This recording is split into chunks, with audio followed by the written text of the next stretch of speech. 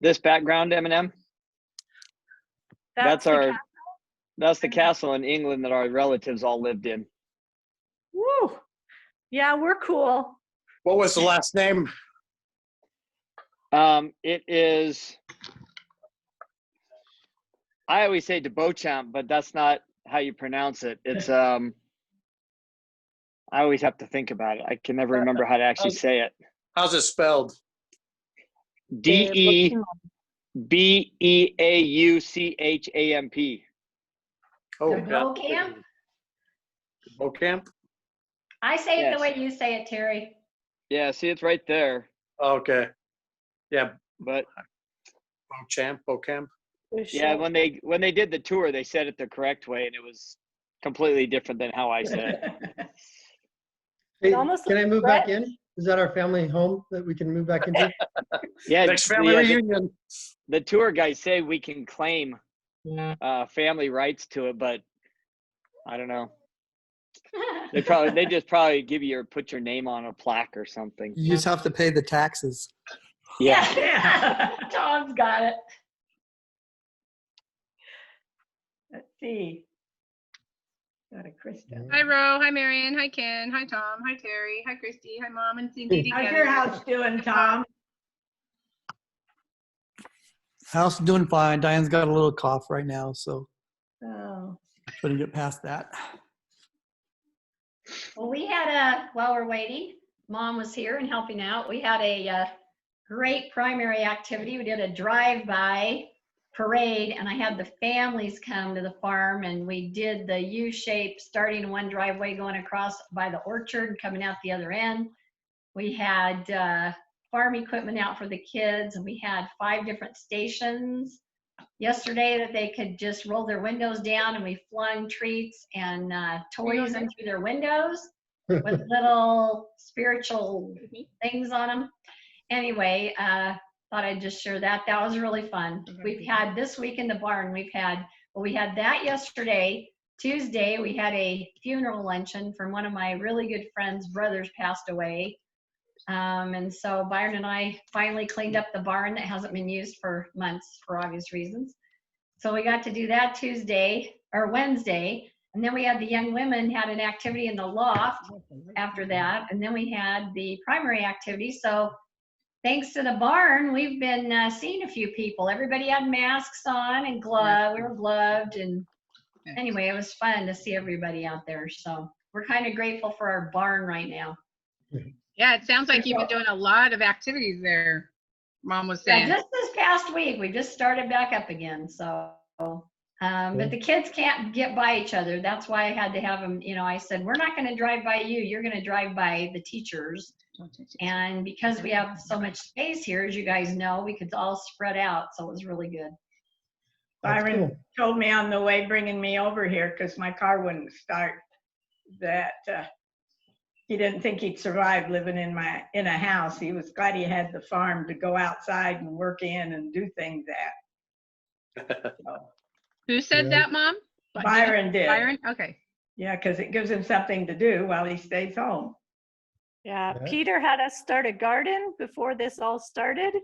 And it's been a huge blessing because it's like occupied a bunch of our time. Yep. And gives us something to do.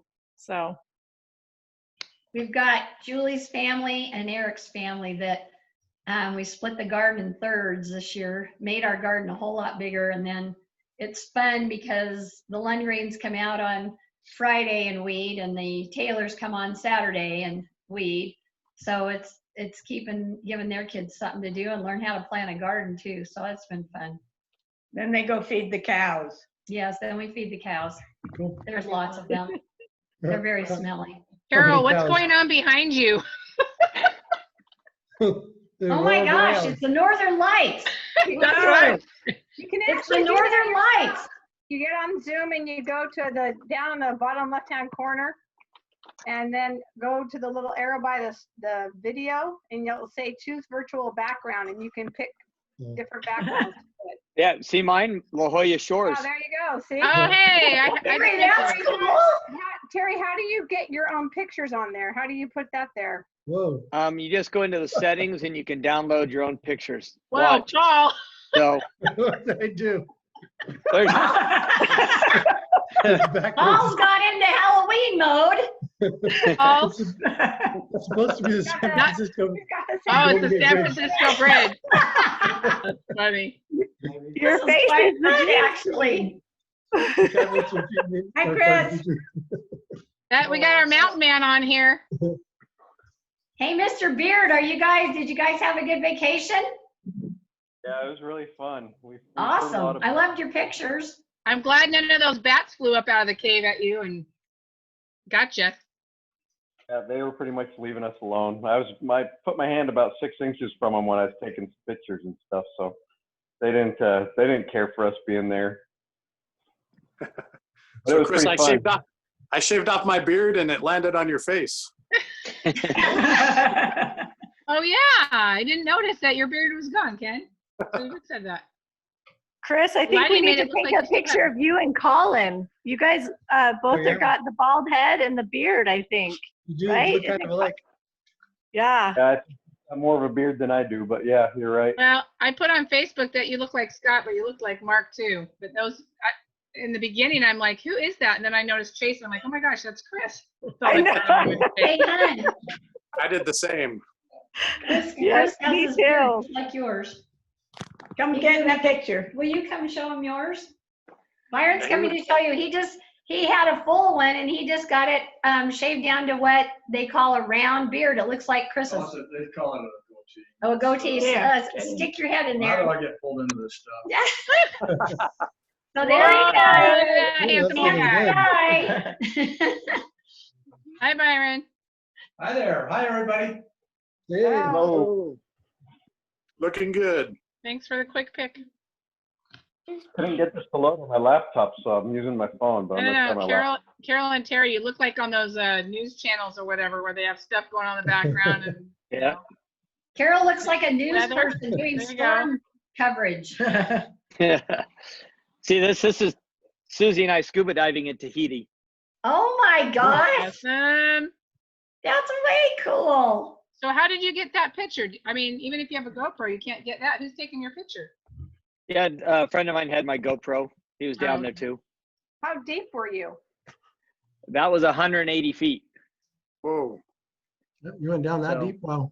That's giving Yeah, me that's- claustrophobia. Bad. See the nice cliff here? It was really cool.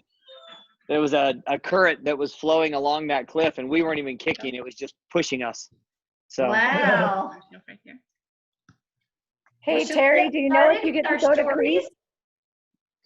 we're still planning on Greece. It's the end of September and they keep telling us everything's fine. So we'll see. Oh, yeah, you'll be fine. Greece will be fine. Hey, Marion, I think I asked you this last time, but did you know that Jamie and BJ are planning on coming to visit you in Germany? Yeah, she, Brianna's trying to call me. She messaged me and asked me when would be a good time. To When come they out. open the Things like borders that. would be a That'd good fun. time. Yeah. I mean, it won't be for a little bit, but you know, they're planning it. They got it in the planning stages. She's excited. Last sound. That would be cool. There. Who else is coming on that we know is coming on? I don't know. I think maybe we've got everybody that's Like coming Kathy would be on, but she's not. He's trying to get on. Who Hey, is? Kathy's- Kathy? Yeah, Kathy's trying to get on right now. I just text her. Oh, I was hoping Sherry would get on, but I don't see her. Chris, why do we have There's two of you? Helen. Oh, there's Helen. Hi, Helen. Well, I just got my laptop working again, so now I'm on the laptop instead of my phone. All right. So I went out to Mark's property last weekend. I'll try to talk quieter, but it was pretty Yeah, cool. tell us about that. It's huge. It's a 1/4 mile wide and 1.5 miles long, and it goes up Oh a my mountain. gosh. It's got a bunch of manzanita bushes and oak trees and Wow. wide open areas, and he's made roads and he put some sheds that you can sleep in, and It's pretty cool. It's fun. We had a. You should coordinate with Jamie because Jamie's been going out there quite a bit with her family and their friends. All just took the RV out like 2 weekends ago, and they camped overnight and had a they were there blast. they were there the weekend before I went. Oh, okay. Yeah.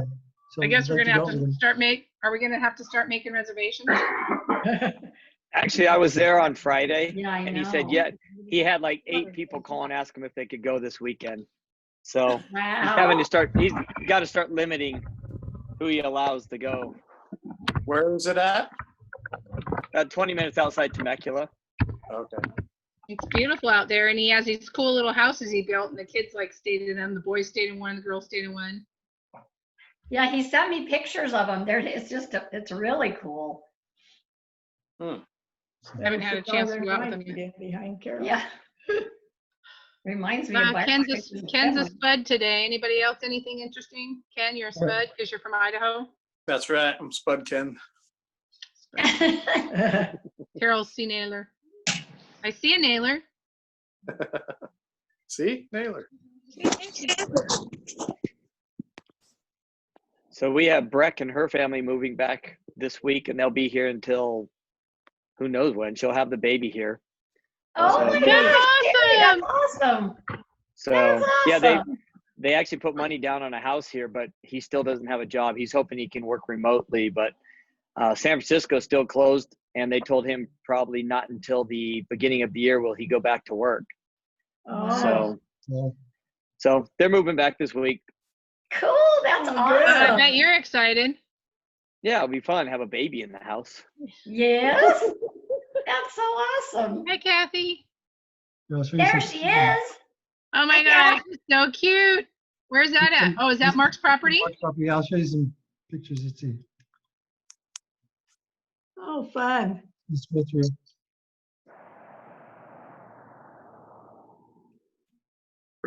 Doesn't he have like 3 springs or natural springs on there, aquifers or something like Yeah, that?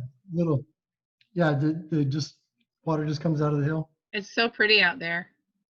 This is I pretty know, much I can't- everything in the pictures is on his property. I climbed up to that top of that rock. That's where we were standing. Sam did a little shooting out there.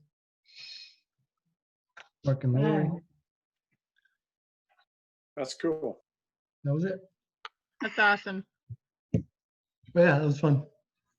We had a good time. Then this Ray. week, I'm on vacation, so this week we went to the Grand Canyon Monday, Tuesday, Wednesday. Took a little trip out there. That was cool. And the Grand Was it Canyon, pretty empty? it was super empty. We saw like 200 or 300 people the whole time we were there. That's awesome. Eric and his family are leaving for the Grand Canyon Friday. They just bought this cool little trailer, and they're heading out. So that will be fun for them too. I'll let them know that it wasn't super crowded. Yeah, one of the ladies I asked said that it's about 3% of their normal crowd for this time of year. Oh my God. So you went to South Rim then? Yeah, South Rim. South Rim, yeah. a South fire Rim. Did you north see, of did you drive by Flintstone Village, or have they torn it down yet? I did. We tried to go in, but it wasn't open yet. It was like 8:30 in the morning. Oh, It says visit now before it's gone, and then they're Yeah. gonna open Raptors River or something like that. Yeah, it was for sale when we went in 2014. And Still Yeah. open apparently, but yeah, we're yeah. gonna build something else there. It was cool. And then we went out to Phoenix to look at a school for Jillian to Northern Arizona University. Oh, And then we we just stopped. have kids that go there. That's a good place. Have you guys heard of Oatman, Arizona? A little, like an old gold mining town. I haven't. We stopped on the way back. Sam found it online, but it's just a little gold mining town. But there's all these donkeys that hang out there. I've heard of it That's before. the old jail Sam was in. And that is called Elephant Tooth right there, and it's apparently in a bunch of old Western movies because they filmed a bunch of Western movies there. Oh, Yeah, how fun. Here's the donkey pictures already. See, there's a donkey. The donkey. When we pulled up, you just park on the main street, and one of the donkeys came up and stuck his head in the car as we were parking. Oh. You just roam around the street, and people feed him. But it's cool. If you're ever going out the 40 to Arizona, to or from Arizona and California, that go by Oatman, and it's off of Highway 66. And there's this really windy part of the road that goes up through these mountains that it's like hairpin turns going back and forth, winding around the old mountain. It's old 66. And I thought, man, trying to drive across the country on roads like this would be Like crazy. that. Yeah. But yeah, it was fun. Oatman was cool. Grand Canyon was fun. We had a good time. So Good. And you yeah. still have a couple more weeks off, right, Frog? Yeah, I go back on July 6th. So, Oh, good. Oh, after July 4th. Good. yeah, we're making another road trip. Yep. Sweet. So anyway, We also got to travel, and we went and saw the famous Schloss Neuschwanstein. It's the Disney castle that the guy Walt Disney fashioned the Disney castle after. And we had a similar experience like Grand Canyon, because they usually have like 12,000 visitors a day. But because Germany's borders are still closed, nobody can come into our country. And so there was probably like 1,000 or 2,000. I don't know. There's still quite a few, but compared to what it was awesome. The parking lots weren't even full. So we enjoyed that. It was cool. And then Austria opened up their border. And so we went into Austria the very first day that they opened up. And man, nobody was there. It was awesome. Wow. We enjoyed it. Eminem, we went to that castle when we were there, and we couldn't even we got to the parking lot, and that was it. That's how crowded it was. Yeah. Wow. No, I'm glad we went. And I told Dave we'll never want to go again because it will be awful compared to what we experienced. Yeah. So it'll be cool. The only bummer is we didn't get to actually tour the castle inside. The outside's the pretty part anyway, but the inside we didn't get to tour because they only have really small groups that can go in. So they were already sold out, so we didn't get to do that, but that's okay. We got to do the cool hike outside. It was fun. Hi, Liz. you're muted. Should we start our stories? Yep. Hold on. Oh, trying to unmute you, Liz. Well, she You're unmuted, then muted. muted again. There I'm it goes. muted. I'm just here for the story. Okay. We're just happy that your cute head is on here. Cute. Hey, Liz, Yes. are you still pregnant? I'm due on Thursday, so hopefully she comes some point between now and then. Whoa, Yay. cool. Exciting. That is exciting. I ask her every day if she's still pregnant. I assume she'll tell me when she's not, but you never know. I'm sure Tom's anxious to go see her after the baby comes. He wanted to wait till after the baby came. Yeah. Very cool. That's exciting. So somebody who's coming in on an iPhone. Something just happened. That's Kathy. I think it's Kathy. Yeah, my kids keep calling me. Oh. I'm just ignoring it for a minute.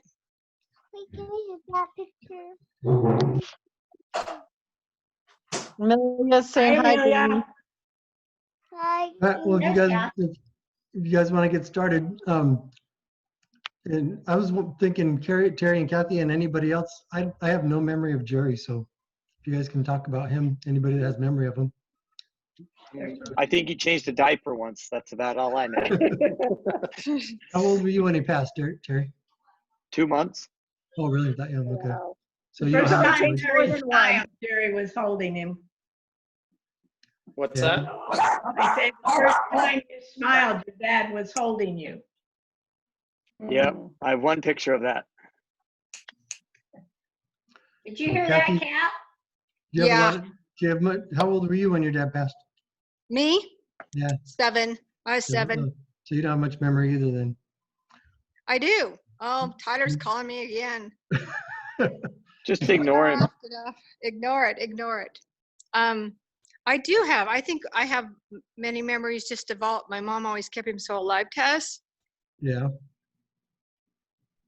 This Very is a cool. weird day today, sorry. It's been really strange. I've been moving Caitlin all weekend, this weekend, and she's got 7 more weeks left of her pregnancy, so That's Are what they we. moved, Kath? Are they in their new place? Have they moved? They're in mostly. Mostly. We Bless your still have a heart, lot to Nadia. do. We have a lot to do tomorrow, but yeah, they're mostly in. We went to move in their new place. You kind of go down a hallway like a hotel almost to their front door. Right. And their couch wouldn't fit. So Oh no. we put the couch in the trash bin because it was pretty crummy anyway. So we put the couch in the trash bin and she'll deal without the couch. So anyway, but it's so much nicer and it's so much bigger and families that live in there and they're thrilled instead of where That's she awesome. so she's good. But I have memories of, and Terry sent me something that would be a wonderful thing. We'll have to send it out to all you guys. It was George Busby, who was my dad's best friend. I remember him. He wrote a thing about my dad that Terry sent me. That one of the McKells sent Terry, or no, one of the Busbys. Terry, how did you get that? One of the Busby kids Busbys. sent it to me. One of the Busbys said, yeah, and it just kind of sums up kind of the kind of person my dad was. Brother. So it would be good for you guys to read. But I just remember everybody loved my dad. He was fun. I remember being at the ballpark most of our lives in the warm weather and roller skating and all this because my dad played a ton of baseball. There's a story on that little thing, Terry, about my dad when they were playing in the final church ball tournament. If you guys, you may not remember because I don't think your dad played on the ball teams, but there was, the church used to have a whole countrywide tournament. And I got stuff in the oven I'm taking out. And our team from Palmdale made it all the way to the final championship games. And it was, and George Busby, who was my dad's best friend, and he was the pitcher. George had a twisted hand because of polio. And that made him a fast pitch expert. He could throw a fastball like no other because of the way his hand was kind of withered. And so the Clear Back the Ensign magazine wrote up a big article about him once, about taking a trial and turning it into a blessing. But there's a story in there about my dad and how my dad actually, a ball was thrown, my dad tagged somebody else, but dropped the ball. And it was like the final play of the final game. And it would have made the difference of winning the whole championship or not. And the umpire did not see my dad drop the ball. So they called it fair and No, they called him out. And they called him out. But Dad said I dropped the ball and the other team ended up winning the game because of that call. Yeah, but I thought they still won. I thought it said No, on there No, they didn't. No, they lost that game. And so they came back and they were in the championship the next year and won the game. And Daddy was the only one to get it. Daddy was the only one to get a hit in the entire game. And that's what There we won the go. game. Okay, Terry has the story straight. I don't have the story straight. So I clarified everything with Uncle Jay after I got that article. Oh, good. I know that was just, that's the kind of guy my dad was. So, one of great integrity, that's for sure. But I just remember being fun. And I remember sharing a love of horses with him and spending time doing those kind of things with horses. So yeah, but we'll have to just get you guys some pictures and some things that are written about him. I have something else that George Busby gave me when I turned 8 that he wrote about my dad. And then later he wrote one about my mom. So I'll send them out to you guys. That'd be awesome. Anyway, so yeah, so carry on. I don't know why today's just been kind of an interesting day. Emotionally. I'll tell you what I remember about your dad. Well, I have lots of things I remember about your dad, even though I wasn't that old either. But one thing that I remember about your dad, now you got me crying, Kathy. Your mom and dad loved each other so much. And it was just obvious in the way that they treated each other and things they did for each other. And as a younger girl, seeing that situation, I just remember, wow, that is really, really special to love your spouse so much. But I also, another thing, and I'll just end with this one, but that I remember about Uncle Jerry is that he just seemed to be one of the happiest people that I've ever met. I mean, he would just, his personality was to take anything that was hard or maybe negative and kind of, and I'm not saying he was like a Pollyanna kind of thing, but he was kind of like that. Just being able to take, just the trite thing of saying lemons, turning lemons into lemonade. And I always loved that about him. He just was up. He was an up person. Well, you know, what's interesting is in my ward here, there is a lady who moved here from Palmdale.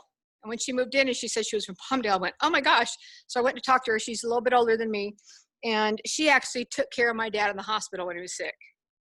Wow. And that's the kind of stuff she always said. She said, even when he was sick, he made the nurses laugh. He made everybody just smile. And she goes, that's just what she remembers. And her family actually joined the church when they moved to Palmdale. And she said, and a lot of it was due to my mom and dad. And she says how they rallied around them and helped them as new members become comfortable. And she just had lots of good to say about my mom and dad. So it's kind of fun that she moved in my ward. It was interesting. So, but yeah, I think he always, happiness is a choice. And you can make happiness out of just about anything. So to me, Aunt Ruth and Uncle Jay are kind of, that's who I look at as a similar couple as my mom and dad. Same kind of thing with them. But anyway, so just huge blessings there. So we all have our trials for reasons. That's for sure. We all have our trials for reasons. And I always tell everybody how blessed I am, because then I went from 3 kids into a family of 13 kids. And people were like going, what? You know, people talk about your life stories and stuff. And it's pretty funny to sometimes when you get the reaction of like, how many kids? What? Who? Yeah. Yep, I get that all the time. So yeah. So it's kind of a fun thing. And the blessings we have had from all being family and all being close. That's why I tell people, and people say, we don't have family reunions because all we do is fight. I said, there's never a harsh word in our family reunions, ever. That's with right. all the people in our family. And I says, you know what? I could call any one of them. And if I said I needed somebody, they would be here in a heartbeat for me. So we are truly blessed for our family. That's for sure. So, hey, Kathy, not to bring up the sore part of it, but how old were you and Kathy, I mean, you and Sherry, and Terry, when your dad passed? I was 7. Terry was 3. Terry, you said 2 months old, but you're 3. 2. Because you're 2 months old? December, January, February, March. 3 months. 3 months. Yeah. So anyway, 2.5 months. 2.5 months. And Sherry was 17. She was how old? Oh wait, I'm mixing up people here. No. Yeah, you were 7. She was 9. Sherry was 9, and Terry was newborn, pretty much. Okay. And then how old were you all when your mom passed? I just remember you guys coming when Terry was like in 2nd grade when you moved in with us. I was 8. Terry was 8. I was 15, and Sherry was 17. Okay. I couldn't remember. I just know. always remember Terry because we were similar ages. So I remember in 2nd grade that he came, you guys came to live with us when he was in 2nd grade. So. Yep. Okay. Yep. But I didn't know the latter. So. Yep. Liz, we can't see you. I can see your ceiling. Paper, it looks like. Oh, there she is. Hold on, mute. There she is. What's your due date again, Liz? June what? 18th. 18th. Okay. Almost there. Mm-hmm. We got more babies this summer. That's kind of fun. There'll be what? Breck, Kaylin, Liz. There you go. 3 more babies. I know, it's fun. We're excited. Coming. Liz, what are you having? A girl. Okay, 3 girls. No, I have 2 boys and 1 girl. 2 boys and 1 girl? Yeah. Breck's having a boy? No. Oh, I'm sorry. I thought that was me. 3 girls are being born. 3 girls are being born. Okay. Yes. My first girl, though. Your first girl. Yeah. Okay, fun times. Hi, Jacob. So, Mom, how many great grandkids will that be? Or great grandkids. 67. It's right near there. I'd have to recount them again. There's been too many born this last year, but I know it's at least 65. That's Wow. It's a lot of babies. Yep. to make you feel a young mom. Somebody tells me, so be sure and tell me so I know when they're born. Someone needs to make you something for Christmas that has all the babies' names. Grandkids and great grandkids. Yeah. Hey, get on that, Marion. Yeah. With space Tell to us add a lot time. more. We'll all join in. Yeah. So unfortunately, I'm so young, I don't have any memories of, well, obviously I didn't know your parents at all, because they passed before I was even born. I was in And college when you were born. I was in Yeah. college. I was in college when you were born too. And then Dad passed away just shortly after I turned 4, and I don't even have memories of him. I kind of have memories that I used to tell people, like, you know, people would say, do you remember your dad? And then I would tell them something. So I can remember, and maybe you guys know that I would like open my arms super big and I'd say, I love you this much or something. And I would tell Dad that. And then I'm trying to think. I think that's really all. That's about the only memory I have. Isn't that sad? I don't have any memories. But So it's a good memory. it is a good memory. And I think some of you have told me that Dad kind of loosened up by the time I was born, because it sounds like he was pretty strict. I don't know, and actually kind of enjoyed having a baby around. I don't know, but so I enjoy hearing the stories because I don't. We don't either, because most of us were gone by the time you were. Yeah, that's true. That's true. Well, So- it's pretty neat that I found that recording of Dad playing with you in Mom's Yes. closet. That Wait, is cool. Well, did you send it to on everybody? Yeah, on it was the in those thumb audio drive recordings I that gave he gave everybody. us at the cousins reunion. Oh, okay. He actually found a audio clip of me and Dad, and Dad's asking me my name, I think was what it was, and so it's us conversing. I think I was about 2. So yeah, that was really neat that you found that, Chris, and I have that at home, and hopefully it's safe in America. So Well, we should all have copies of it. otherwise it'll be 12 copies. I'm gonna try to make a video out of it and put it on YouTube so you that'd can be watch cool. it on YouTube if you want. So eventually, Chris sent me the stick, but I need an adapter for it. I can't find mine, so. You can add that onto the church family history website, and it'll be there forever. Yeah. Oh, that's true. Okay. Got to make a video out of it first. So anyway. So my turn. Go ahead, Chris. Go for it. So I was 7 when Dad passed away, and same. I have some memories that I really don't know if they're memories or I convinced myself that I have memories of them growing up and seeing pictures and stuff. But the memories that I know I do have, we've actually talked about one of them on this call in the past, is when we used to travel and Dad used to make all the boys pee in the big glass apple juice jug. So we wouldn't have to stop to go to the bathroom. And then the one, I think what put an end to that apple juice jug is when he tried to make Marion pee in it, and it went all over the outside of the bottle and all over the car floor. And I don't remember using the apple juice jug after that incident. So that was funny. And if I remember right, did we cram in his Cadillac for trips to Utah and stuff? Or was that the family station wagon I'm thinking of? I remember the That was a station Ford wagon. LTD. The brown I was Vista Cruiser. gonna say that was an LTD, his FBI car. Yeah, did we take that on trips? LTD. I think we took that a couple times. Yeah. Yeah, I remember the station wagon.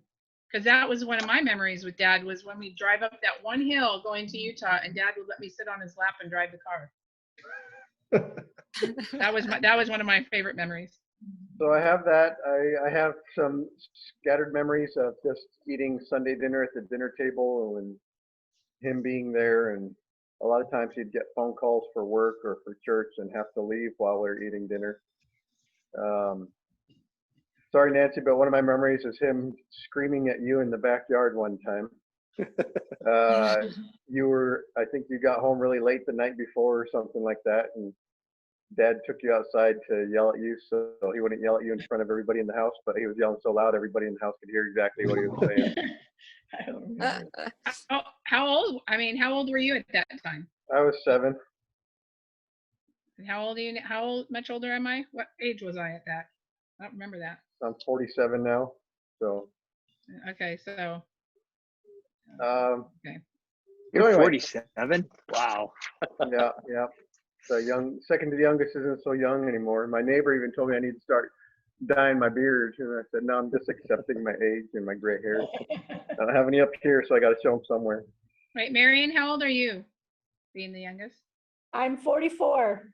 Yep. So everybody's in their 40s. And then,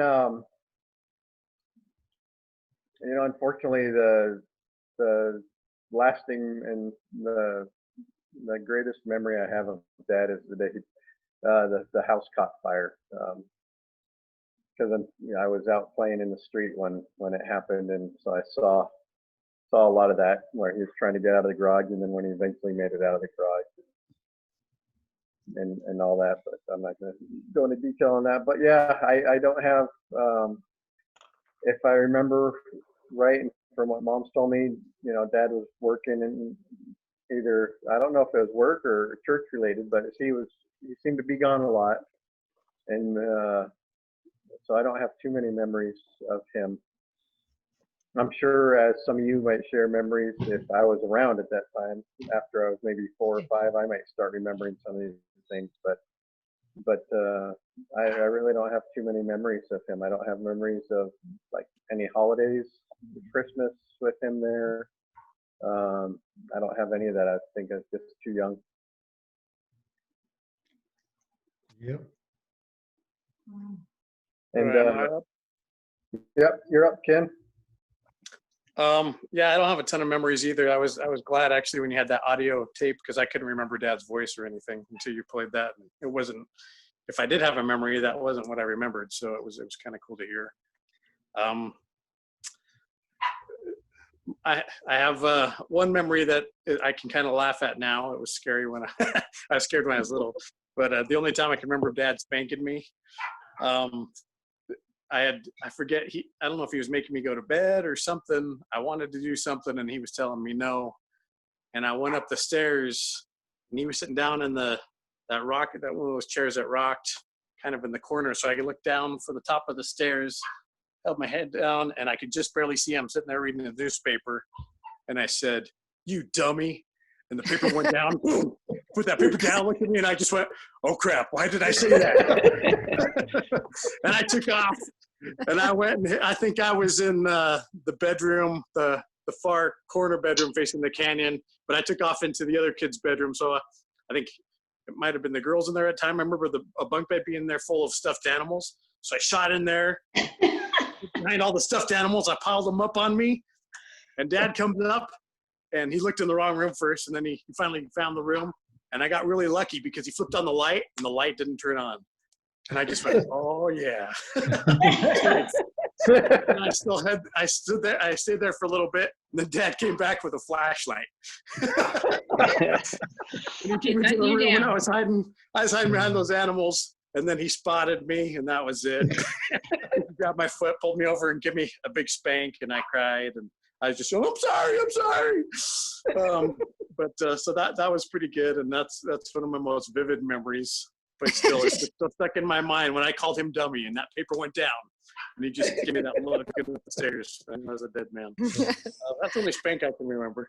But I also have another funny one where Dad had always taught us not to waste food, and it's ingrained in me today. But I think it was an apple, a green apple, and I grabbed this apple because I remember he'd find things in the trash. Like if I only ate part of an apple, he would literally go, "Whose apple is this garbage? Why didn't you finish it?" So one day I took an apple. I took like 1 or 2 bites, and I'm like, oh man, I don't want any more of this apple, but I can't put it in the trash. Dad will find it. So I had the great idea of flushing it in the toilet downstairs.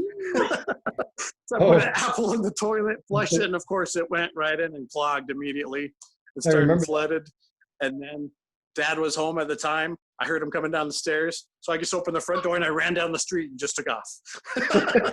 I can't remember what happened after that, but yeah, I took off. And then I got wise though after that. Anytime I didn't finish fruit, I just threw it out in the canyon. So I knew. I think you took the whole toilet off to fix that. They couldn't get it out. Yeah, the toilet got clogged pretty good. I don't remember getting spanked on that one. I don't know what happened after that. I just remember running down the street. I also have memories of sitting on his lap driving the old, it was a Ford you guys said, LTD? Ford LTD. Yeah, Ford Like dark LTD. blue car. So I remember sitting on his lap driving that a few times. I think, did everyone sit on his lap and drive something? If I did, I don't remember. Anyways, I remember that. For me, it was just always that one hill going to Utah. I don't remember even where that is. Yeah. I can't remember if we were on an actual street or somebody's property. I kind of have visions of being on a dirt road or something when I did it. Oh shoot, I just had another thought and I'm losing it now. Oh, of course I have memories of, I have slight memories of when Dad added on the room, what we called the playroom back then.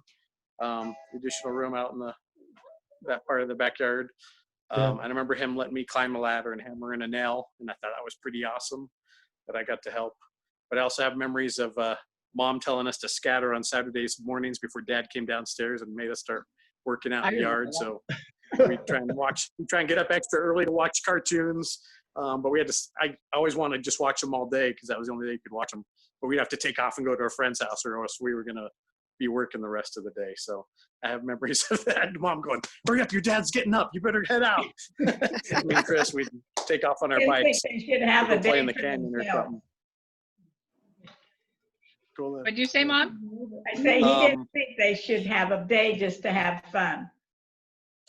And working with him didn't turn out very good, so I didn't want him to have to go through that. So I said, if you don't want to work all day, you better go to your friends. And so they did. Yeah, so we did. That's what we did on Saturday. I think we'd take off in the morning and we wouldn't be home till it was getting dark. So back then it was, I remember the parents would get out and yell dinner for the kids and we'd come riding our bikes. Yeah. Coming out down the street somewhere. Oh, and one last memory I do have of Dad is I was pretty little, obviously, because it was raining really hard. And I don't know if it might have been me and Chris or Paul, or I can't remember if I was by myself. But anyways, I remember our gutter used to puddle up pretty good when it would rain hard, being on the end of the cul-de-sac. Yeah. And I got the great idea in the rain. I'm like, man, I'm going to put on my bathing suit and go play in the water.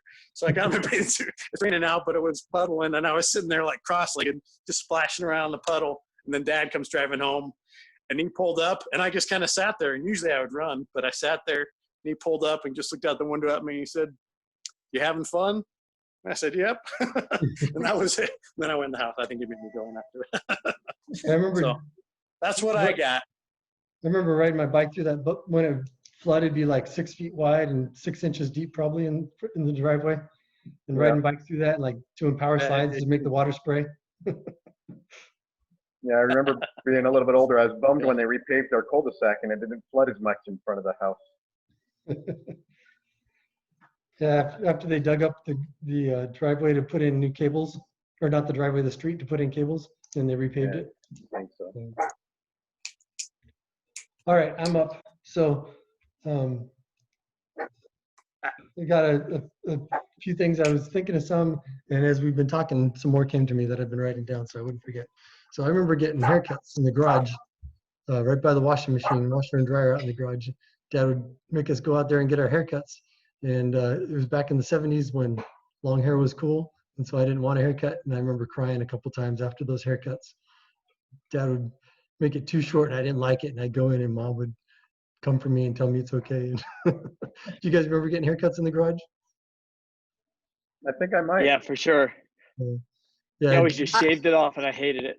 Yeah, it was always too I short. remember when we first moved down with you guys, one of the first things he did was cut Terry's hair, because Terry's hair was a little bit longer and he wasn't going to have that in his house, so he cut Terry's hair. Yeah. So Did he say anything I like, I'm not remember going to have a getting on you hippie guys. living in my house? what? I said, did he say anything like, I'm not going to have a hippie living in my house? It was something like that. And Terry was very little, 7. So, yeah. Terry was a styling little boy. My mom made him look styling, boy. And your dad didn't like it, so off the hair went. What were you saying, Nancy? Oh, I was just saying, I remember Dad getting on you guys anytime your hair would get long. He said, you need a haircut. You guys didn't want him, but he said, you're getting a haircut. Yeah, I remember him arguing with Mark about his long hair. Yeah. I would have gave him a heart attack in my high school days. Yeah. Yeah. Yeah, especially when you started using a curling iron. It was beautiful, though. Yes. Wait, you used a curling iron, Ken? Yeah. Oh, I don't know about that. A flat iron or a curling iron? Okay, keep Your going. hair Paul. was pretty straight in All right. those pictures. All right, Get the it next tucked thing under is a little bit. driving Go ahead. home from Utah in that LTD, and we got pulled over. He got pulled over for speeding, and we all stayed in the car. He stepped out of the car and went and talked to the officer for a couple minutes, came back in, and we left. And I remember just thinking, that is so cool, because he was an FBI agent, you know. My dad could get out. He's got more authority than the cops. That's so cool. You know, I remember that too. probably like 8 years old or something, and I just remember thinking that was so cool that he got out of a ticket. So that was one. And then I remember building, actually building 3 things: the food room, the playroom, and when we put those railroad ties behind the back fence and filled it with dirt. And I remember anytime Dad was out there working, he always worked really hard, and he would sweat a ton, and just sweat would be pouring down his face. And I remember, good example of hard work, getting out there and getting the work done, even if it was just mowing the lawn. It seemed like he was always sweating. I remember like sitting on the wheelbarrow and getting pushed to the back of the house one time, 1 or 2 times, with a wheelbarrow full of dirt to fill in those railroad ties behind the fence, and climbing up on the playhouse as it was. The slope part of the roof was like halfway done, and I climbed up on the top of the slope, and didn't want to fall down, and thought that was cool that he let me go up there. So let me be a little bit daring up there. I just remember he always seemed to work hard, even whether it was his work or church or around the house. He was always working hard. Set a good example there. And I think I mentioned this before, is I remember sitting on his lap and watching the news or watching Lawrence Welk, when he'd come home to unwind, just so I could spend some time with him. I just sit there and watch Lawrence Welk, even though I really didn't want to, but got to sit on his lap for a little bit. So that was always cool. He always wanted to watch Lawrence Welk, which is kind of funny now. But has anybody watched that like in the last 10 years and seen how corny it is? Yeah, I watched it yesterday. Okay. Wait, what did I miss? What did you watch? Lawrence Welk. Lawrence Welk. Oh, that was on my list to talk about because I You remember can watch it on Mine YouTube. too. Yeah, it's on Lawrence YouTube. Welk in the newspaper. It's still on TV, and I'm switching channels. You can tell it's Lawrence Welk show, like within a matter of a half a second. Yeah. Yeah. And how many of you remember eating cracked wheat for breakfast that he cooked overnight in the crock pot? When he put raisins in it. Oh my gosh, you guys are staking all mine. These are all my things I wrote down. I tell people all the time, I'm like, my dad used to make us eat raisins in our oatmeal. Yeah. And now I didn't like it then, but I like it now. It wasn't even cracked wheat. It wasn't even oatmeal. It was cracked wheat. Cracked wheat? Yeah. Oh yeah, because we had the food store. We had thousands of pounds of cracked wheat. Yeah. I made the That's wheat right. pot cooking all night long. That's right. It was cracked wheat. Those No, big Scott- bottles. Scott used to cook that for himself all the time. Yeah, I've never tried to make that. Has anybody made that? It's good. You can buy it at the store called Zoom. It is Called really Zoom. good. Yeah, It's I by the probably like it oatmeal in now. the store. Yeah, it's really good actually. Yeah, I make oatmeal. My younger kids like it. They like the oatmeal. I wonder if they like cracked wheat. I have to try it. Probably not. It's an acquired taste. That and his culinary feats of leftover casserole. I remember he'd empty the fridge, put it in a pan, and call it casserole, and that's what we'd have for dinner. You guys I'm remember glad eating I that? wasn't there. Like whatever was Mix everything whatever was together. in the fridge, you just empty it out and put it in a casserole. Wait, So isn't that's that where isn't Scott that got how it from. Scott cooked? Yeah. Yeah, Scott did Yeah, that it's how- too. I was gonna say, now I know where my dad got it from. He Yeah. always did that. Sometimes he'd top it with marshmallow topping though. And Makes everything better. no, Cheese makes everything better. he'd do half the casserole with cheese and half with marshmallow, and he'd get the whole marshmallow half. Oh, that's gross. Wanted That is it. gross. Yeah. Yeah. Okay. One last thing is I remember going to the steak center in Claremont when they were building it and walking through the studs, you know, when it was just framed, and walking through the studs and him saying, "This is going to be my office. You know, this is my office when it's finished." And I thought that was really cool. That's cool. His office was going to be, you know, that they're building his office as a stake president. So that was cool. And just being able to go there while it was being built, seeing the stick frame up. Oh, is that out? Oh. Anyway, I don't know. Our ring doorbell just went off. Anyways, hold on. Dog's barking. Anyways, that was it. That's my memories. Don't have a whole lot. I was 12 when Dad passed, and as we talk more about things, I'm kind of remembering more. But so this is fun to bring memories to mind. But that's it for me, Terry. Okay, and you guys have touched on some that I had too. One, I thought the Lawrence Welk thing was like my thing and his thing, but sounds like it was everybody's thing. But that's why I still watch Lawrence Welk. When I see it, I'll sit and actually watch it. One of the things, remember that sailor hat he'd wear, and he'd wear it so it came all the way down. He didn't flip it up, and he'd wear it all the way down. I remember one day I was in the backyard and he was bent over doing something. I ran by and grabbed the hat and took off, and I didn't get 10 steps before he tackled me to the ground, took it back. Never said a word, just put it back on his head and walked away. What did his face look like? He was kind of laughing, but I was surprised at how fast he was. He used to challenge us to races down the street, especially every year when he had to requalify his physical fitness stuff for the FBI. He would challenge us to races, and he'd whoop us every time. And shooting basketballs out on the driveway. Oh, yeah. We were out there. He'd come out and he'd beat us in horse. I mean, I'm like, how's this old guy beating us every time? But Ken, I remember the playroom. I actually got to lay a whole bunch of the planks up on the roof, and he had me tied a rope to me, and he'd throw the board up to me, and I'd put it down and nail it, and then we'd slide down a little, and he'd do the next one. So that was one of the things I remember. Highlight for me was when he took me and the scouts to his office, the FBI office, and we did the fingerprinting merit badge, and that was pretty cool. Let's see. Oh, black licorice. He used to call me into his room like it was another one of our secret things, and he'd say, "Come here," and he'd sneak me in, and he'd give me a piece of black licorice, which I hated. So, but I'd eat it. So, and then every once in a while, he'd be sitting in there at his desk in his bedroom, and he'd pull out that old beat up trumpet. Tom, do you have that? I think Tom's got that. Yeah, he says, yeah. And he would teach me how to blow on the trumpet, which is pretty cool. So, but the last thing, and I saved this, and I don't think anybody knows about this. This book right here, can you read it? Yeah. Right words at the right time. Right time. I am featured in this book on page 358. What? Relating a story of the words that he told me before he passed away. And I've never told anybody in the family because I was kind of embarrassed about it.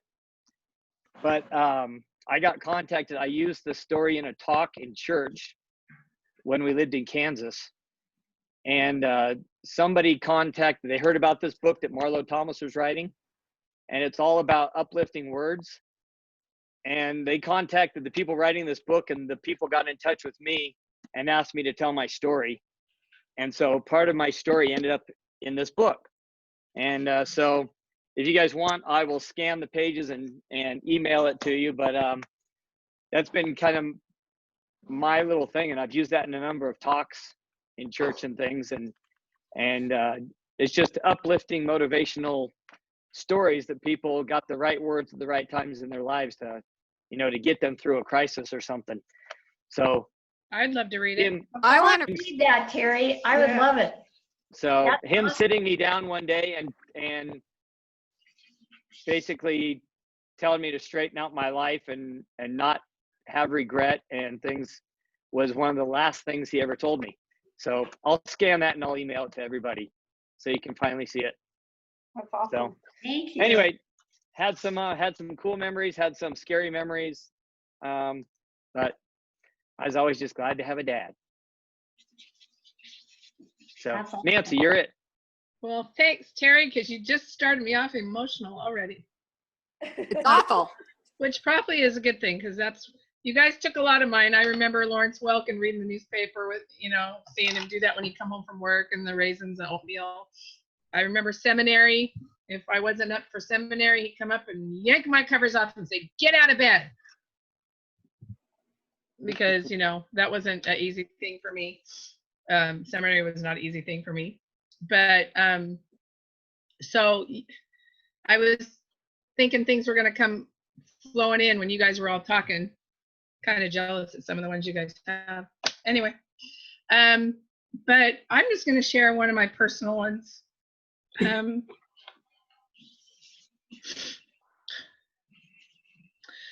When Dad had his accident and was in the hospital, when I first saw him in there, I screamed and they made me leave the room because I couldn't handle what he looked like. And then when I finally settled down and went back in the room, I went and stood by him.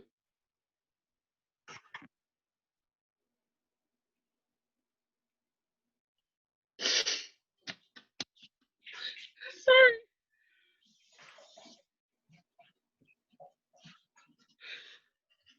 And I looked him in the eyes and I said, "I love you, Dad." And he said, "I love you too." And that's the only time I can ever remember him saying he loved me. I'm not saying that he never did. We gotta go in the other room. That's the only time I remember him. We got a low battery. Sorry, saying that to me, and that's always stuck with me. I just, it's like I didn't even see his face the way it was. I just heard the words. And I think that was something I was always waiting for. I know I wasn't the best child or the greatest child or, made a lot of good choices, but in his eyes, that's just something that I've always remembered with that whole situation. And I won't get into the other part of that, but I just, I remember raking leaves with Dad in the backyard. I remember, just a bunch of little things. I remember the hat, like Terry said, and when you guys all start talking, I remember things from what you're saying. But one of my funnest memories was sitting on his lap in the car, because that, I was younger and and it was fun. And of course, we all probably remember on trips, him taking away our headphones if we were listening to our music. But I don't want to talk about negatives. I just wanted to share that. And I love Dad. I made peace with Dad later in life when I, had hard times when I think about him. And I just, when I became a parent, and I know that, all parents are not perfect. We all have our good and bad. So I love Dad to death. But that was something that I was always hoping for in my life. And when, unfortunately it was when he was going to be gone after he left soon after that. So, but anyway, I'm loving hearing everybody else's stories. So on to Carol. Thanks for sharing All that, right. Nancy. Thank you. I remember the Lawrence Welk, but mine was more of, we used to, every time Dad was coming home, it's like, "Hurry up, clean up, Dad's coming home." So we wouldn't have to watch Lawrence Welk with them. We would run to our rooms, "Go, hurry, get it cleaned up." That's what I remember about Lawrence Welk. I never wanted to watch it.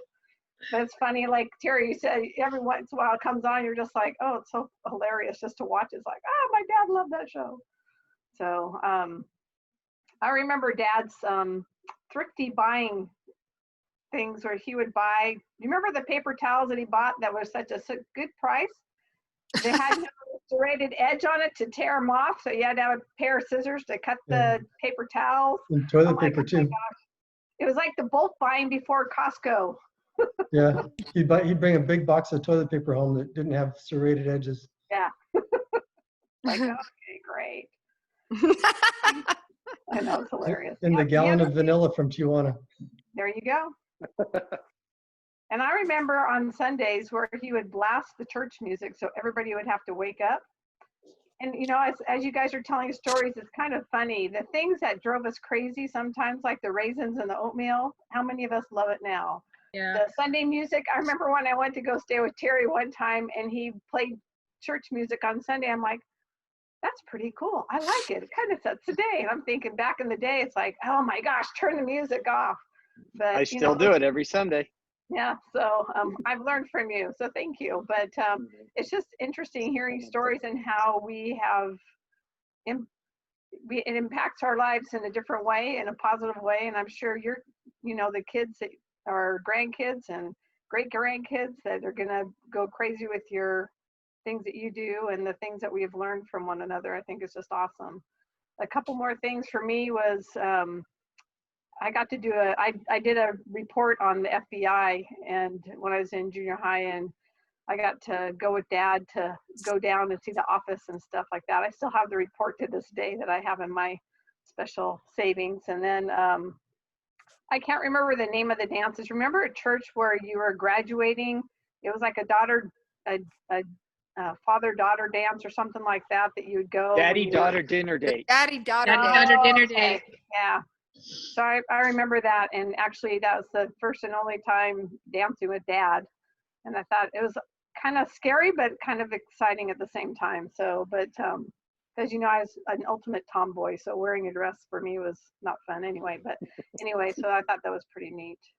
And then I think the only other thing for me when the call came, I was in the movie theater when Mark called, and I had to rush out of the movie theaters at Dixie College. I remember after Dad passed away, how many times,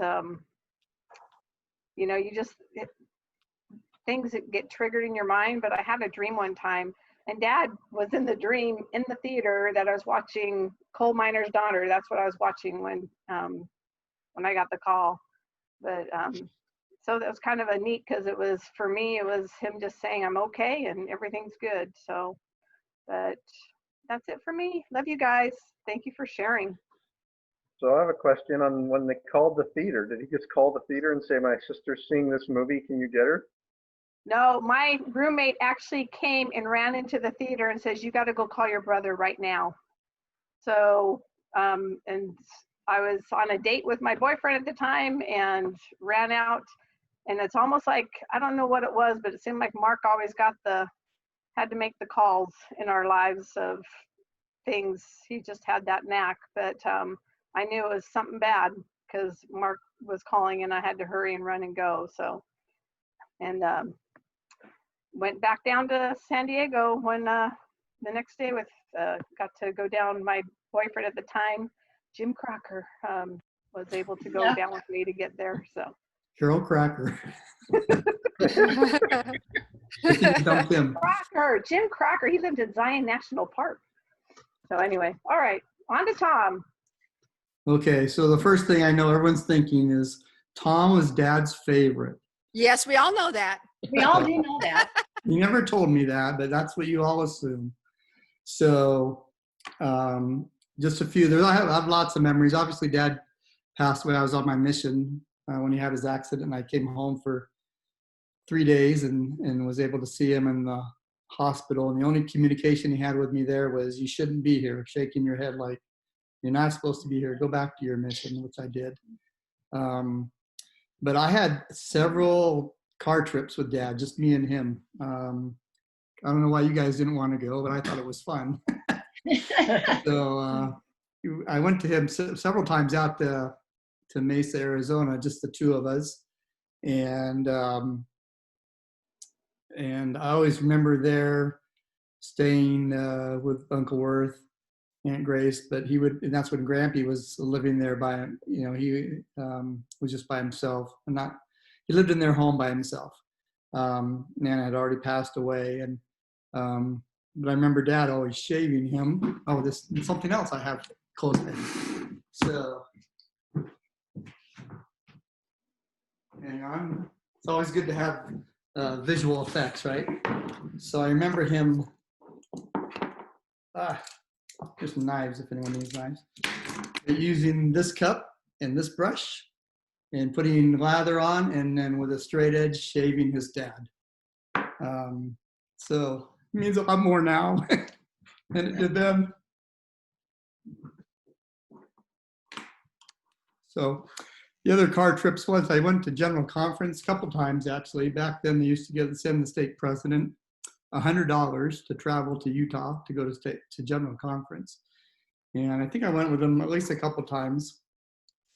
But one of those times in between sessions, and sometimes I didn't even get in the session because I didn't have the ticket he had, and he would just leave me outside or send me next door to the tabernacle and say, I'll meet you here afterwards. Because when I remember Bishop Hunsaker one time, I went and sat with him and his wife in the tabernacle. But one time between sessions, Dad says, hey, you want to go meet somebody? I go, sure, let's go. And he takes me over to the old church office building. And we go up to one of the floors, and there's in between sessions, and there's a secretary there, and it was President Kimball, Spencer Kimball, who was then president of the Quorum of 12 Apostles. And he just stopped by and said, Jordan Naylor, can I see him for a minute? And President Kimball, welcomed in his office and said hi to me. I think I was about 8 years old. Gave me $1 to start my missionary fund. And then I don't have that picture handy, but he gave me we took a picture of the full Indian headdress from my head all the way down to the floor. Me and President Kimball. It's around here someplace. Haven't seen that one for a while. But it was just fun. Then we'd stay at Uncle Jay's house and just do those things. I don't remember what we talked about, but he always told me he always give me a little notebook, which I have someplace else, and to write stuff, like a diary of things that we did. So I'll have to find that someplace. It's around, I know it's around here somewhere. But so those were times just me and him. And maybe that's why you think I was his favorite. Because I actually went on those trips with him. But it was a lot of fun. He taught me how to play sports, basketball.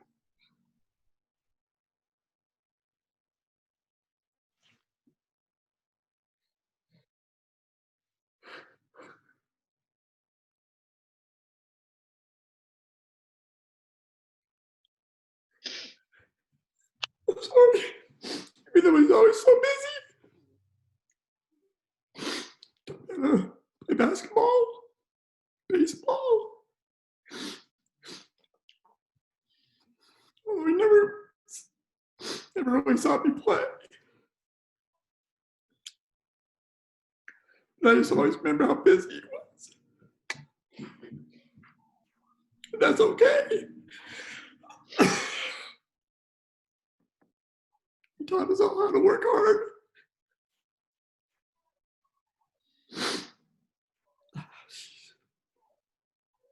But my last conversation with him, real conversation, I might have said this before, I don't remember. I was on my mission. We had some member that worked for the phone company.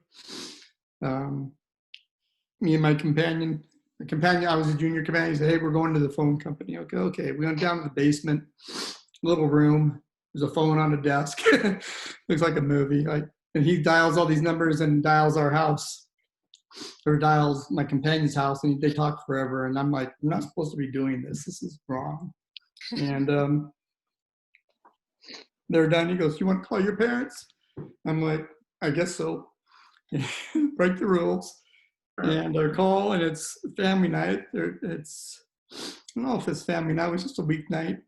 And it was I'd probably been on my mission for, I don't know, 6 to 8 months. So he was still sick, but I think it was just a regular weeknight. Mom answered the phone and talked to her for a while. And just as we're about done, she goes, oh, your dad's walking in the house.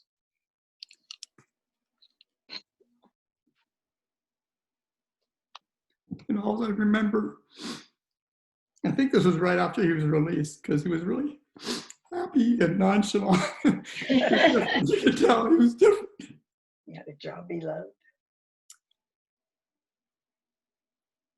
And I don't know what we talked about.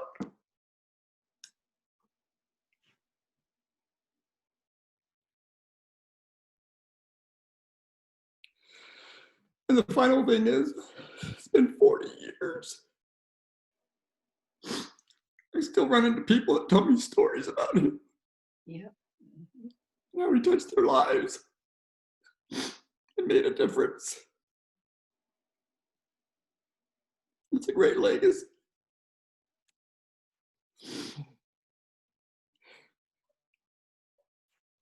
That's all I have. Thanks. I still run into people too that knew him and had good things to say about him and how he helped them in some way in their life or some point in their life. There's a guy in our ward here that retired from the FBI, and he knew Dad. He's talked to me about Dad. He didn't know him very well, but he knew him and worked with him on a few things. And my mission president worked with him a lot, so it was really cool. When I got to my mission president, first thing he said, "I know your dad. We need to talk." And then he just told me stories about him. So that was pretty neat. But yeah, I run into people that knew Dad, know Mark or Tom, and now living in this area, it's Terry. So yeah, always running into people that know somebody in the family. Well, it's funny. I just have to say something really quick to that. When we moved to Mission Viejo, it was kind of disheartening for me because nobody knew who the Naylors were. And I'm like, I couldn't just say, you know, like the Naylor family, I'm one of the Naylors. No, nobody knew who the Naylors were. So it was kind of sad. Everybody knew who the Naylors were down where we lived. Even if, you're further away in San Diego or whatever, people knew, or even Utah, but up here, it's like nobody knew who we were. Nobody knew us. It's funny. We went through the same thing out here, Nancy. It's, there are some Naylors out here that are pretty well known that I found out because as soon as we moved here, people were like, "Are you related to the racing Naylors?" Oh. There's a Naylor family that does like racing at the drag strips, and they own a towing company. So we see Naylor towing driving around all the time, but they're pretty well known. I don't know if we're related to them in any way, but I always have to tell people, not that I know of. So, but I know I was an outsider. Yep. Outsider, but I did a bid for a guy not too long ago, and he's like, "Are you related to a Ken Naylor by chance in Idaho?" He goes, "He's my sporting goods guy. I buy all my baseball stuff from him." That's cool. So nobody asked me about the cemetery Naylor, though. No. Nobody wants to talk about that guy. You gotta start hanging out with the bikers and yeah. And then but Paul got me out of a ticket the other day. I got pulled over right at the border of California and Nevada. I was going about 85 pulling a trailer, which completely against the law. And the guy ran my name. He came back. He goes, "Tell your brother thanks." So, Seriously? yeah. Why is it illegal to pull a trailer? 85 miles an hour. Can't go at 85. Okay. So Paul, did that guy call you, or he just knew you and let Terry go? I didn't. First I've heard about it. Does it just come up that he's related to you? Can they see? No. No, I don't know. How did he know that you were related to him just because you have the same last name? I don't know, but he's CHP and he works in right at the border of Nevada and California in Prim. He lives in Henderson. Is that all he said though? Was thank your brother? Yeah, he said, "Tell your brother thanks for getting you out of this." Anyway, who's next? My turn? Yep, Kathy's up. My turn? Okay. Couple things. See's Candy. Mimi and Grandpa and See's Candy and your dad. Your dad always bought how many boxes at Christmas? Is that where I got my See's Candy fix from? I didn't know that. Oh my gosh, he would buy hundreds of dollars, I think, of See's Candy. Whenever anybody came to the house at Christmas, he'd open the front coat closet and he had it in there and he'd give him a pound of See's Candy at Christmas. Seriously? Yeah. I remember him loving almond roca, but I don't remember See's Candy. Yeah, See's Candy. And I think it must have been a black licorice thing for them and their family growing up because my dad was a big black licorice person too. So I think they got that maybe growing up from Grampy or something. But the one thing that probably, I don't think if anybody knows this about me, when we hadn't lived there very long, and he called me upstairs once when he was, he spent a lot of time in his bedroom. So he called me upstairs. He says, "I need you to do me a favor." He goes, "I need you to type this report for me." And I was like, "What?" And it was something going to church headquarters. And it was on an excommunication of a member in the stake. And he goes, I need you to type this up for me because I'm in a hurry and I have to have this done before I go to my meeting. And so I was like, what? And so he had me type this report. And when I was done, because it had people's names and all this stuff in it, and he goes, now that you've done that, he goes, you forget that name quickly and don't you ever repeat what was in that report. and I just thought, for me, that was kind of cool that he thought that much of me that I could type that up. And I'm telling you, within a week, I couldn't have told you the names. I was going, Heavenly Father, I'm not supposed to remember this stuff. And after about a week, I couldn't have told you who it was about, but it was about somebody getting excommunicated and it was reports going to Salt Lake. So, but I typed up in the bedroom on the little typewriter and, you know, got it all done for him with no mistakes. That was important. No mistakes. So, yeah, those are some of the positive things that I remember. The whole thing when he passed away, I was the one. It still kind of breaks my heart. I was not there through all that because I was due that week to have Tyler, and I couldn't deliver a baby on the road to California, and so I was the one in the family that was not there when he passed away because I was due with a baby that week. So but it does one thing. I think all of us, there's not a lazy person in our family. We all have that Naylor work ethic of working very hard. And as we grow older, we still work real hard. And so I think, and I've always been proud to be a Naylor. And it's a blessing in our family. I think not a lot of people have the blessings of family like we do, and the pride that we do have in being Naylors. And there was, when Tyler lived in Colorado, there was a guy named Bishop Brick whose last name was Naylor. And he's tied to our family somehow because his family came from Safford. So I said, well, I know we're related then somehow.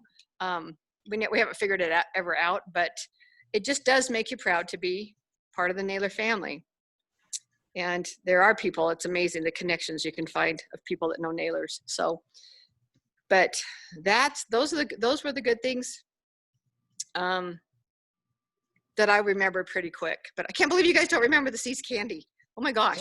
I do. Literally, he would have, I think he'd buy like 50 boxes of See's candy. If somebody puts up by for Christmas, you know, they're dropping off a treat or something, he always opened the closet and he'd hand him a box of See's candy. I remember it because he caught me in the closet eating the See's candy. Yep. So good stuff. That was the almond roca for me, Terry. Dad used to accuse me of stealing his almond roca, and I said, I did not steal your almond roca. I just borrowed it. Oh, brother. So that's it. Who else is on? Mark on? No. I think, and then we just got Jacob, Liz, Christy. Cindy's turn. No, we can have Helen go too. Helen can go because she's, she might have a memory. Where is Helen? She's looking down right now. Oh, there she is. No, she's right there. Unmute. There she is. Here, I'll unmute you. Oh, there you go. I was just trying to find something, so I know that this memory is accurate. There's okay, yeah. So you know the guy who wrote the book, the FBI book? Yeah. Yeah. McFeeters? Yep. Agent I work with Bishop, his son. I work with one of his sons. Oh, yeah. Yeah, Justin McFeeters. And he came over when I first got there and was asking me if I was related to Jordan Naylor. And Small world. yeah, it is, especially in the church. I didn't know Dad really well.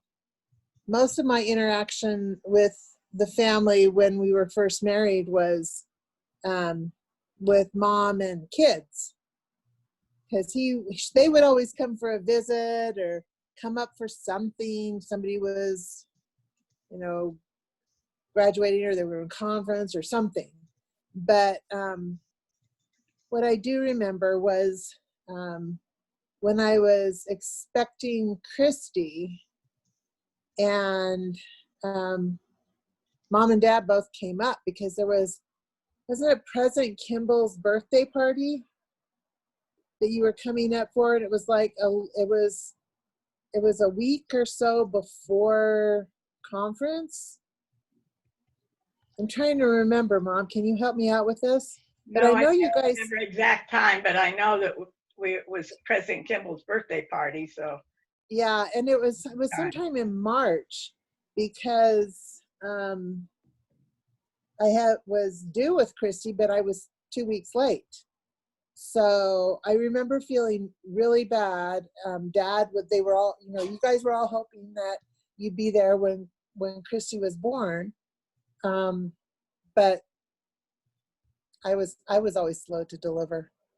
And then I just felt bad that he never got to see her, really. Although I think we took her into the hospital room when we went there before he passed, so he could see her. But I don't I just remember felt, you coming, but yeah, it's, my mind doesn't remember things that well anyway. But that's kind of what I'm recollecting, and I remember I had the same reaction, Nancy. I didn't call out or anything, but I was so shocked when I saw him in the hospital, and remembered that he was, trying so hard, and just finally letting go. And it seems like he wrote a note to Mom that just said, please let me go. It said, please don't let the night nurses touch me. That's what it said. That's what the note said? And then please let me go. Yep. I will never remember the night nurse. I have it. The note. You have the note? When did he give you that note, Mom? Well, it's a long story. Yeah, it's a I really got to long start story. at the beginning to make it work. So yeah. But was it in the beginning or towards the end? no, this is towards the end when he knew he was gonna, when it was knowing that he couldn't live. It was after President Kimball had come. Yeah. Yep. Mm-hmm. Oh, okay. But I remember being amazed at the funeral at how huge the turnout was. There was over 1,000 people there. Yeah, it was so huge. And just, being in awe of the respect that the community had for him. And most of my stories are from, kids. But I know that Scott really loved his dad, and I know that he had a lot of struggles, kind of probably like a lot of the kids had, but that he really, really loved his dad. And I'll move it on to Cindy. Okie dokie. I'm going to share a story that I know some of you know, maybe all of you know, but it's literally my favorite memory of Dad. But before I share that, I'm going to share just a few really fast ones. I always felt really privileged, even though I hated it. I was the one that got to iron Dad's white shirts all the time because he said I could iron so well. And so that was kind of a cool thing because he didn't tell me I did things so well very often. And so I loved that I could iron those white shirts. Every time Mom was in the hospital with a new baby when I was home, I remember he would get scrambled eggs and he would put Fritos in them. And I thought that was so yummy that I've continued that with my grandkids and they all love it too. So that's just another memory. I remember that Scott and I, we got to take, this one's probably going to get me crying too, like my favorite one will, but Scott and I, it was quite the drive from Springfield, Virginia to Washington, D.C. for conference. And Scott and I would get to take turns. One time a year, we each got to go. And the main reason that we loved to go was because of the cherry blossom lanes in the spring. So when we got to go to the spring conference, that was way cool.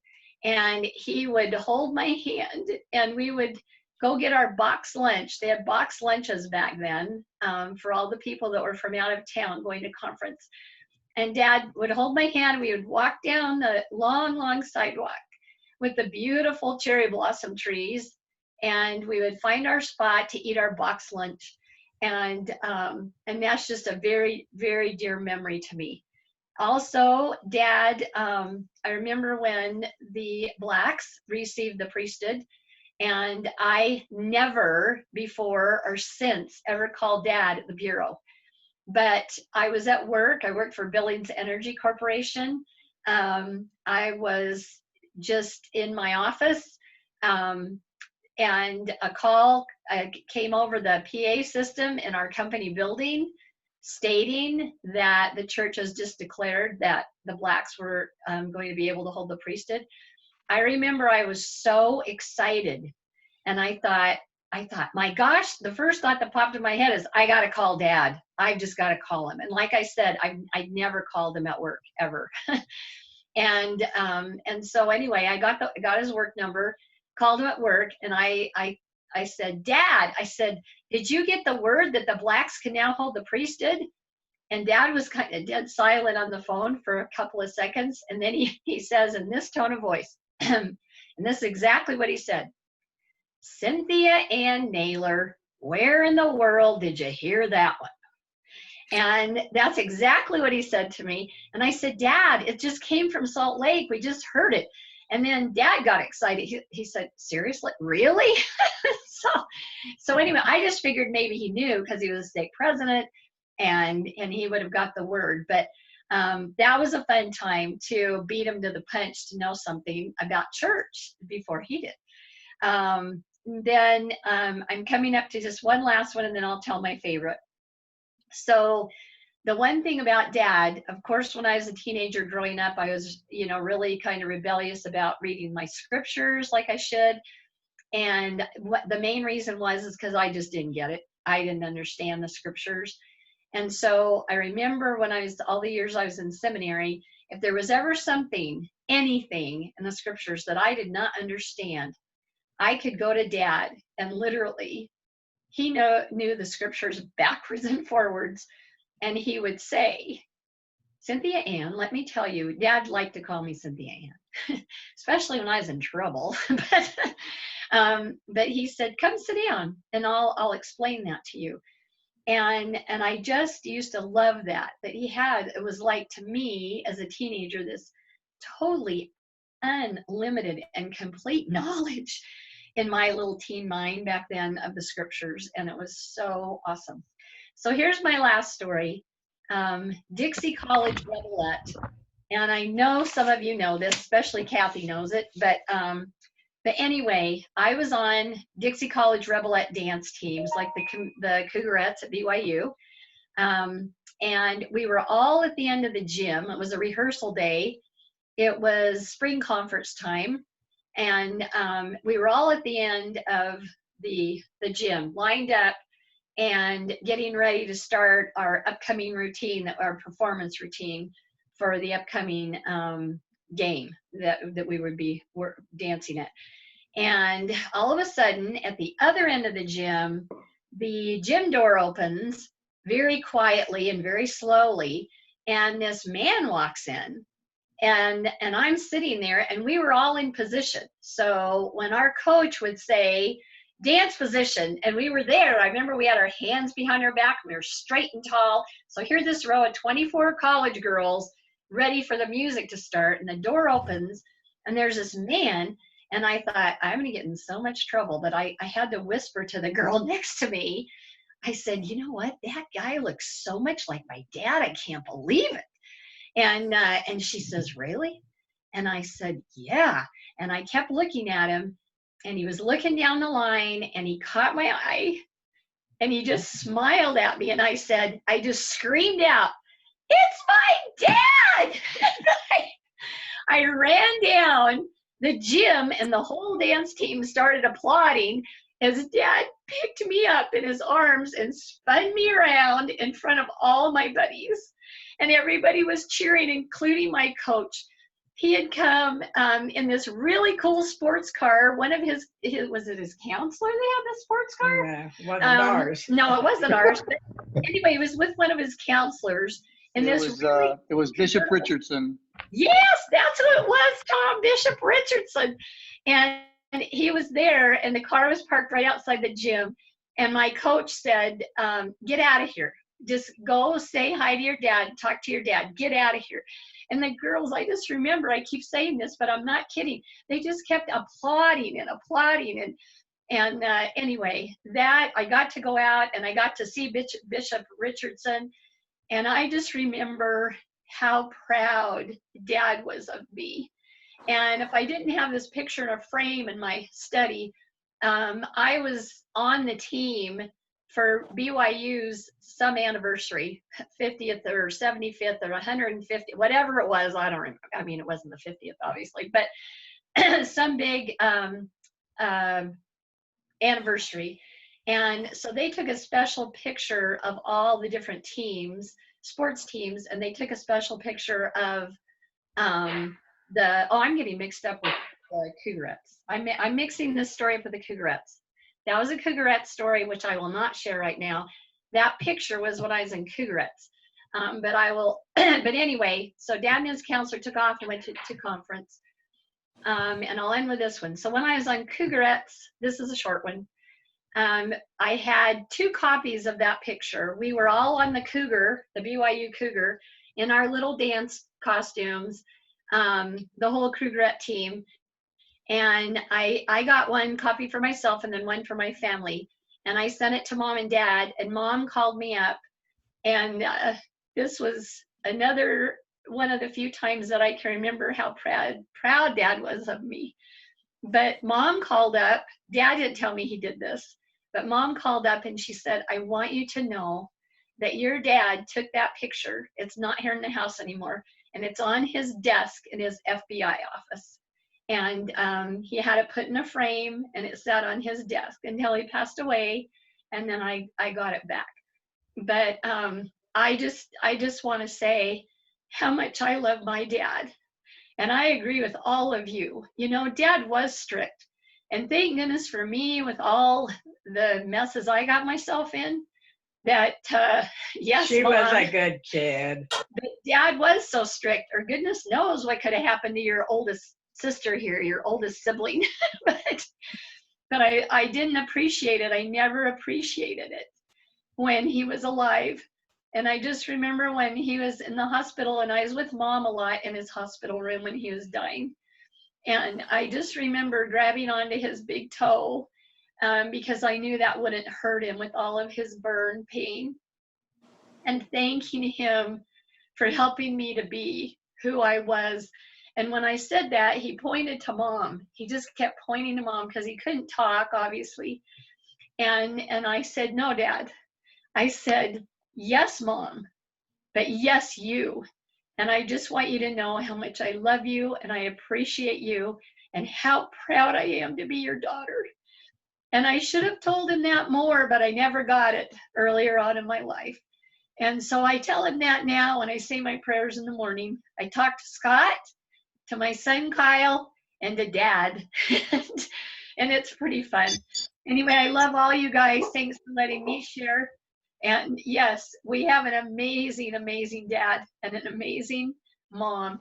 We have 2 amazing dads, including Terry, Kathy, and Sherry in this, and 2 amazing moms, because my Uncle Jerry and my Aunt Dee Dee taught me tons too. And that's all I want to share. Love you guys. Love you too, Cindy. Hey, Cindy. Cindy, you're awesome possum. That was Chris, I know. Yeah, where did you get that awesome possum from? That started years ago, right after my son Kyle passed away, and I started teaching preschool back then in St. Louis, and I had these little students, and I was always trying to rhyme for my little preschool students, knowing to help their reading skills. So that's where it came from. You're all awesome possums, and it's just stuck. So You use crisscross applesauce?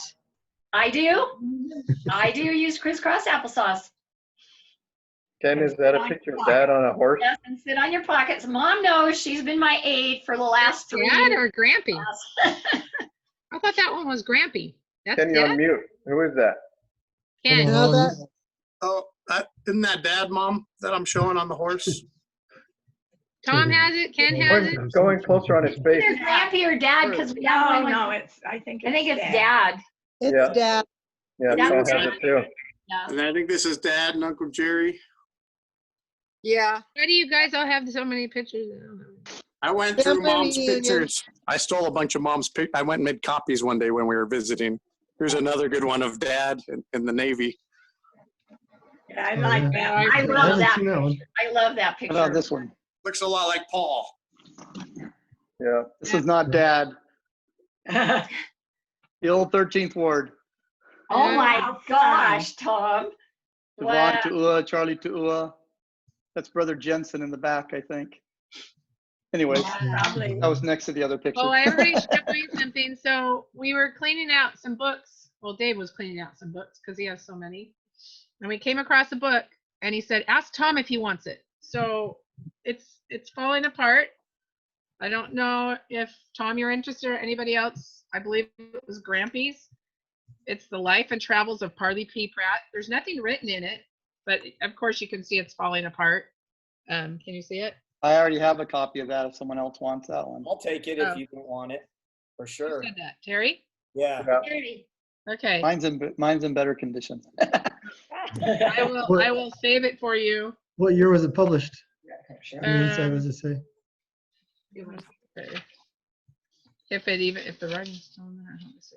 So we do a Zoom meeting with Susie's family every other week, but her dad, because he was in charge of Kirtland Historical Mission, he does church history teachings for us every other week, and we talked Parley P. Pratt last week. This is 1874. That'd be cool. So I'll hold on to it for you, Terry. Next time I come to Vegas. It's Susie, Cindy's. Bring it, or maybe I'll just. Do you want me to mail it to you? Oh, Cindy, nice. Great. No, just hold I on. remember We'll those, take it seeing to those. Mark's house. Mom and Aunt Dee that Ken has, right? Yeah. Oh, What's yeah. that, Carol? What Mom did and you Aunt say? Dee. Ken has a picture of Mom and Aunt Dee.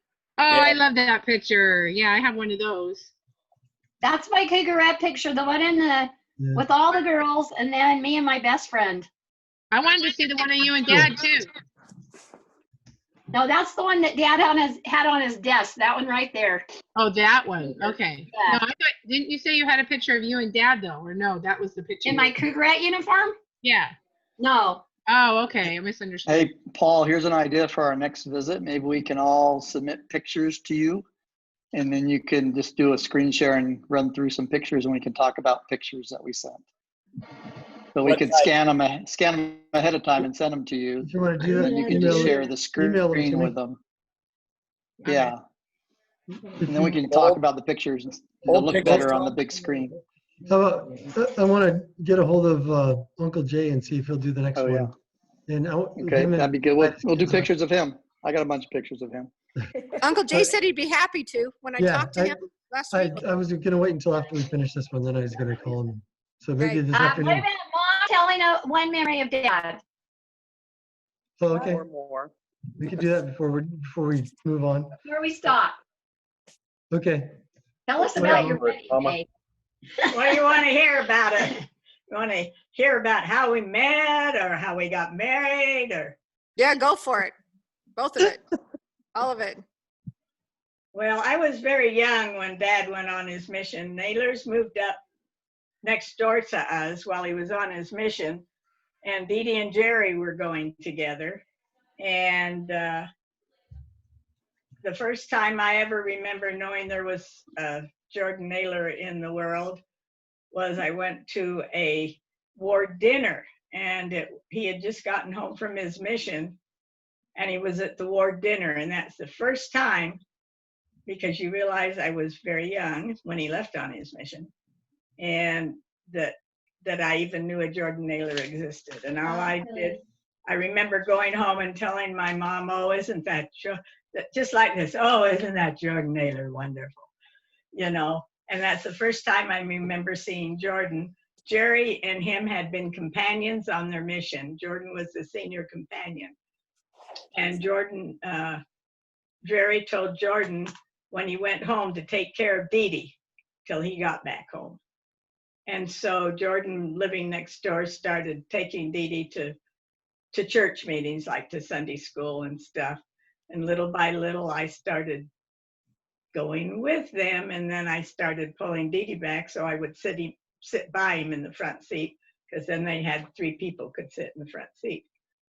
And that's how we first met. And eventually, then he asked me he asked my dad if he would allow me to go with him downtown in the car and come home on the bus from Los Angeles.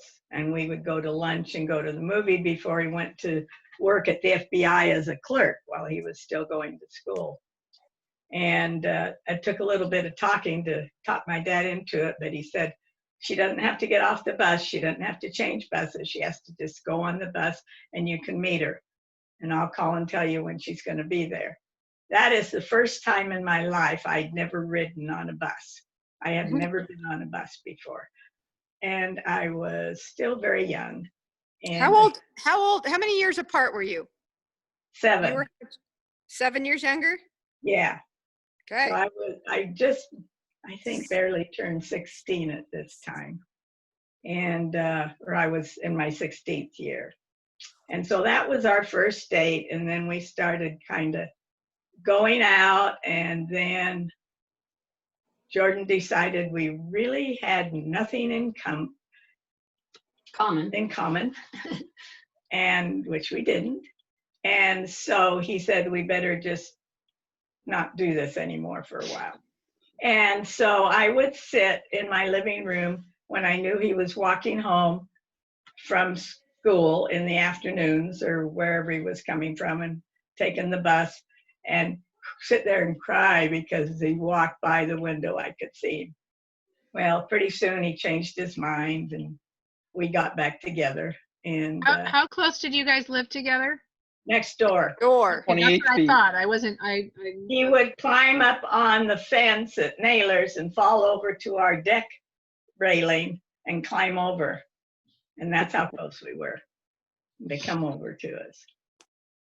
But one thing, let me go back to Jerry a minute, because this is really cute and I've always remembered it. Jerry always called me Babe. Hey, Babe, because Dee Dee called me Babe. Mom and Dad called me Babe. And we were at the movie theater and I was lagging behind looking at what was coming next in the pictures. And Jerry turns around in a loud voice and said, hey, Babe, get over here. And there was some older people over there.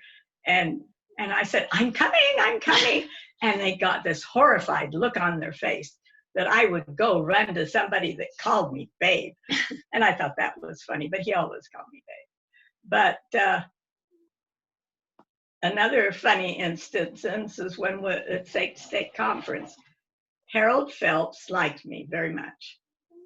And we were kind of up at the top of the stake center, wherever it was at Wilshire.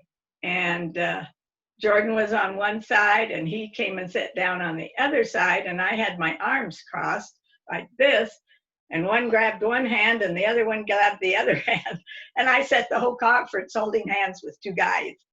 But this one didn't mean anything. Jordan's, I was happy to have him have that hand. And so he asked me to marry him. Mommy and Daddy didn't know he was going to do that. And that kind of hurt my dad's feelings. But we were in the den of his home, which was a very little room, littler than this room we're in now. And he was always playing with my finger and taking my ring off and putting my ring back on that I was wearing. And so we were sitting there watching the TV, and my ring was bothering me because it was turned around, and I flipped my fingers like this to turn it around, and it felt different, and it was an engagement ring. Oh, And sneaky. That's funny. Cool. What did you say when you noticed? I said, oh my gosh, And I can't even remember if he said, will you marry me? It was kind of just a done deal, you know? And I was very excited about it. Went home and told my parents. My mom cried because I was young and Dee Dee was already engaged and going to get married. And so it was kind of hard on her to lose both of us within 5 weeks of each other. So Aunt Dee Dee was how old and you were how old when you both got married? I was 17 and she was 19. No, 19. Okay. And how long did Dad and Uncle Jerry, how long did they live next door to you? I mean, like how long? Naylor's moved up there while Jordan was on his mission. So Jerry was next door, but until he came home from his mission, he was never next door to us. They lived down, I can't remember what street it was, but they lived down the hill. So anyway, so that's how we got engaged, and then we got married, and look who is here with you, all of your kids. So, and one thing that was fun, when Bishop Lakey, he was a pilot, I think, for Southwestern, I think it was. But that's PSA. how President Kimball got up to us when Yeah, PSA Airlines. down in Los Angeles for a conference when Dad was in the hospital. But he flew us to Palmyra for the pageant. And I went to that. yeah. You did, Tom? That's cool. Yeah, right And before my mission. That was I had to pay $400. Yeah, and coming back, we hit a horrible storm because he was going to fly over something to show us from the sky, but the lightning was just like next to the plane wings going off, so he had to get out of there. But that was a fun time, and had a good time doing that. Hey, Mom, when you guys were talking about having a family, did you ever talk about the number of children that you guys wanted? No, never mentioned it. He might have been through before me, but I just kept having them. He never said no, and if you don't say no, but when I got pregnant with Marion, I knew she was my last one. And because I knew before I had her for over a year that I had one more up there in heaven, because when there she is. President Sister Kimball, Hi, Maria. hi there, she had her nap when President and Sister Kimball were down and stayed with us and all. And and Sister Kimball and I were talking when meetings were going on, and I said, I know there's one more up there. I just know there's one more up there. And she patted my hand and says, well, I think Heavenly Father's very pleased. You've done your part. And I said, no, so that when President Kimball came back down again, I went to the airport to meet them with Marion in my arms. And I said, here she is, Sister Kimball. And she said, oh, you were right. So anyway, I've been very blessed to have all you children. How old were you when you had Marion? Were you 45? I was almost 42. She was, yeah, I was just going to say, I thought you were almost 43. I thought you were 42. Almost 42. She was only 41 still. Well, I remember once Mark and I were talking, going, how do they have so many kids in this family? When there's so many people in the house, how do you keep having kids? And then Mark and I left school early one day and came home, and your dad's car was in the driveway. And Mark goes, that's how they keep having so many kids. Called afternoon delight. That's funny. You just Mark that. Mark said that. And you know what? I was going to tell you when you were talking about food and all, that I got the mumps from the kids when we were in Virginia. And my dad, I called Jordan. I said, I think I've got the mumps. He went to work. And so I called my dad, and he says, you go to bed. You go to bed right now, and don't you get out of that bed unless you have to, because they can drop. And so I called Jordan up to come home. So he made 2 meals that I remember while I was laying there in bed. One was warm milk and bread. Yep. And I hate warm milk. I just didn't like it at all, but I ate it. But the one thing he made scrambled eggs, and like you say, he had dumped the refrigerator in it. And Corn chips or Fritos? If anybody can guess everything that are in these eggs, they can stay up all night. They can stay up as long as they want. Well, all the kids tried and tried, and they couldn't get it. And I kept thinking and thinking. I said, does it have shredded wheat in it? That was the missing ingredient. I said, but I don't stay up all night. But you know, it was good. It was good. It was good. Good So food. Cindy said Dad used to put corn chips in his. Yeah, Fritos. Fritos. Oh, Fritos, like scrambled crush 'em up? eggs with Fritos in them are delicious. Crush them up. I remember Do you eating crush that. them up? You do, you no, you No, just put them you in just there. put 'em You in. put the small ones in, not like the scoops they have today. I or can't something. eat that anymore, but man, you ought to try that. That It's is really good. good. Did he just cook the eggs and then throw them in, or did he put them in the pan while he was? No, he cooking? put them in the pan before the eggs were cooked. You just put them in there with the raw eggs, and then he'd just flip them around, you know, and scramble them up. Nummy. Very good. I still make them. I do too. They're yummy. A lot. I'll have to try them. Mom, My dad did that too. what year did you guys buy or move into the UC house? The one I grew up in. When I was in kindergarten. In Virginia, when he got transferred 1964. Carmel for Yeah. 64? Because I was 6 months old when we moved in, you said. Yeah, and I was expecting, and we bought that house when we moved down to San Diego. So we were there for 38 years. So Didn't most you people, live in another house in UC for a while? what? Didn't you Yes. live Yeah, in we another lived house? in condos. We lived in the condos. Bennett Village. in Tennessee. Yeah, okay, yeah. So I was just asking that because I was trying to figure out, it was a 5-bedroom house. What's the largest amount of people that lived in that house at one time? Or the most amount of people? 27. Almost. Cindy and went, and then Scott went, and you know, like that. So I want to know. So I want to know how many of you all got your own room at one given time. Me. I did. Well, the ones at the end did. Yeah. Downstairs. After my mission. I can remember downstairs. I can remember Tom living downstairs. I can That's remember right, yeah. Carol living downstairs, and I can remember Carol living upstairs. Room, and I had the tiny bedroom upstairs, not always by myself, but then it was by myself at a time. So when I lived downstairs, I'd always plug the phone in, and Dad would do patriarchal blessings in that room. And he got so tired of me plugging the phone back in and having it ring during blessings, he finally just ripped it out of the wall, so I didn't have a phone anymore. I remember that. Who's that? Tom? I don't know. Who is that? Is that Grampy? Mom? That's Dad. That's Dad. Oh, is that? That's two little That's pictures. Marion. That's Marion. That is Marion. Yeah. Oh, Dad looks so young. That's Marion.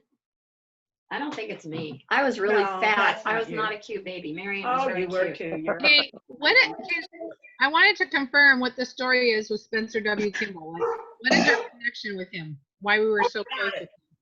They were neighbors. They live 3 doors. Grampy? Okay, so a couple of years. Mary, when did we go to Safford? Do you remember what year that was? I was trying to find pictures right now. It's got But to a be. few years ago, we all went to Safford. Well, those that wanted to. Uncle Jay came down. We went to Safford, and he took us to their old house. I got tons of pictures, but they must not be on my phone here. Sit down. And they showed us their house Okay. that they grew up in, and the big room in the back for the boys. And then I always thought President Kimball's house was right next door, but it wasn't. It was doors down. Okay. And the Kimball's moved down around the corner and showed us that house. And he showed them the church that he grew up in, which is no longer an LDS church. We went to their schools. We went to where the old grocery store was. Tyler, I haven't seen you forever. Sorry. And so Hi. I got a bunch of pictures and stuff from Safford, the whole Safford story of them growing up there and everything. And I'll have to put that up. Because I can't people find will the ask me, pictures. they're like, what is your, when I'm saying, oh, Spencer W. Kimball, when I was in 6th grade, came and stayed at our house, and he was doing a big conference thing, and they're like, how do you know him? How do you and then I know, didn't all you boys get like signed letters before your missions or something? Or you got signed letters when you got your mission? I have letters from when I graduated from college from him and Camilla. I have letters when I got married. I got all kinds of stuff. Wasn't Dad friends with President Kimball's son Andrew? Yeah. If you read Dad's President friend Kimball's was, biography. Wait, can you say that one more time, Marion? Dad was good friends with President Kimball's son named Andrew. And my dad was good friends with President Kimball's son named Eddie. Yep. That's crazy. And Tom, what were you And gonna say? Grampy and President Kimball grew up together as little friends. That's what I If you look in remember. his biography, there's a picture of President Kimball and Grampy On page together 49. outside a barber shop. Yeah, I believe it's outside a On barber page shop. 49. I think it's 49. Yeah, from church, Nancy, when we used to study the prophets in Sunday school, the one that's with President Kimball. That's when you show off. Yeah, our grandpa's in there. Oh, So they made it- believe me, I've bragged and showed off with our family and President Kimball and lots of other experiences. that was a fun one because that whole year I got to talk about it all the time about how my grandpa or great grandpa was in there. That's cool. Well, thanks for confirming because I wanted to make sure my story I was telling people was correct. I remember. So can you guys see this picture? Yeah, I love Probably that all seen it. picture. I remember going to school after this. I was in kindergarten or something and telling all my friends that the president stayed at our house. See, the president stayed at our house. I remember Mom getting in trouble because she put that coat on you, Ken, and the coat had a tear in it. And Dad was embarrassed. The President Kimball saw the coat with the rip in it. Oh, there's the picture. Paul has it right there, Nancy. Oh, That's look at that picture. So that's hold on. That's Grampy and President Kimball. Kimball. And oh my gosh, here. Oh, I don't have my phone. I'm using it for the baby right now sleeping. But I want to take a picture of that. I want that. No way. It's because something. My computer's about ready to. Oh, I mean, it's in plugged that in book? and everything. I have that book. Yeah, that's what I'm talking about. I have another meeting that started 5 minutes ago. Okay. All right, sounds like we're done. I have one quick question. You guys have told a story about President Kimball drinking from the milk jug in the kitchen. Does anyone know? Is that true? Am I remembering it correct? He spilled It's only true if you trust your mother because she's the one that told it. Is it true, Mom, that President Kimball drank out of the milk carton out of our fridge? He sure probably could have. I don't remember now. If I said he did. Because everybody did. That's how everybody counted. That's the story I told people is that, like, we would drink out of the milk jug and you couldn't say anything because President Kimball drank out of the milk jug, so it must be okay. I don't remember that at all. Or he might have just told us that he did. But a fun thing, and then I'll be quiet. President Kimball had our bedroom upstairs. He stayed with us one night, and then he went to Coronado Hotel. But he stayed with us one night, and he was, of course, taking his morning shower. And when they put the door in, they put it the wrong direction, even though I told him not to. And then they said they couldn't change it. And so he turned on the water and got a bath. I mean, because the faucet would go right at you. So he came out and he was just laughing. He says, well, I took 2 showers this morning. One I actually wanted to take. The other one was the beforehand one. And then he told me what happened and we laughed about it for a long time. What was the one food he didn't want to eat? Was it radishes or broccoli or something like that? Remember when we were eating dinner, we were all sitting at the dinner table and we had something that he passed off to his wife, to Camilla, because he didn't eat eggs and Fritos. I was thinking it was radishes, but I don't know. Nobody remembers that? No, I don't. I wasn't alive. The thing probably was he walked in on somebody drinking out of the milk jug and said he used to do that too, because I remember him. That would make more sense. What's I've that told picture, I've told a lot of stories then that probably weren't true. That's President W. Kimball? Yep. So, hey, my kids are it's going back to school tomorrow and it's 11 o'clock. So I'm going to have to sign We'll off. see you, sweetie. Okay. I love Goodbye, you guys. everybody. Love you, everybody. Sorry. Sign off too. Bye. Bye, Paul. See you in 2 Bye-bye. weeks. Thanks, everybody. Oh, hey, before you go, send me, go. well, never mind. I'll text you my email address. Okay, wait, so are we doing this in 2 weeks? Are we on a different, because I made a scheduled thing with Taylor, and so now, because we did it today, are we still doing it in 2 weeks now? Kind of, Well, Or do we want to go 3 weeks and get back on the other schedule? But whatever you guys want to do, I'll make it work. I just want to know. I'm going to be gone. I'll be here next Sunday, but then I'm going to be gone for a couple weeks on a road trip. So you want to just do the pictures next week? Can everybody get me pictures this week? I won't be able to do it next week. I'm not sure if and I'm going to be going to Washington soon for a couple weeks, but next week's Father's Day. Well, oh yeah. Why don't we do Next week, yeah, next Sunday's Father's Day. So should we do the one? Yeah, maybe. In 3 weeks? Okay, Maybe 3 weeks. Yeah, 3 weeks. From today. Send you pictures? Okay. 3 weeks. Hey, Okay. Sounds good. Okay. Good to see you, Tyler. Good to see you guys. Michael's not hiding. Bye. Mike only has audio. All right. Yeah, he does. All right. Love y'all. See you guys. Take care. Love you. Bye. Thanks, Bye. everybody. Hi, Preston. It's kind of fun. We do it every 2 weeks. Hi, Preston.